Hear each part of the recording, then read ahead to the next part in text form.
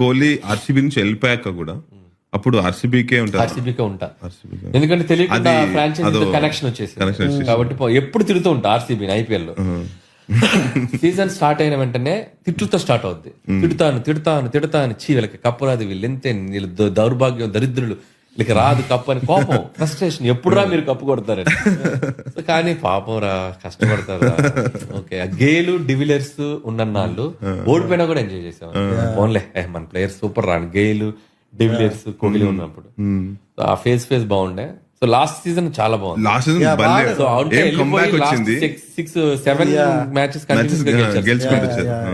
But ఒక్క probability ఎట్లయితే గెలవాలో last వరకు గెలుచుకుంటూ వచ్చారు. అదే ఆర్సీబీ సపోర్టర్స్ అంటే I feel are the most loyal human beings. That is my నేను ఒక మనిషికి కనెక్ట్ అయితే ఆ మనిషిని నేను వదులుకోలేను. That is inbuilt nature. ఇప్పుడు ఆర్సీబీ ఇన్నిసార్లు ఓడిపోతుంటే he can easily shift to one winning team. I don't want to go, I want to see them winners. Okay, winner కాకపోయారు, అట్లీస్ట్ ఐ లవ్ దెమ్. ఒక గేమ్ గా వాళ్ళు ఎంతీజియం గా red dress చేసుకుని వాళ్ళు ఫీల్డ్ లో ఉన్నా కూడా చాలా రా బాబు అనిపిస్తుంది.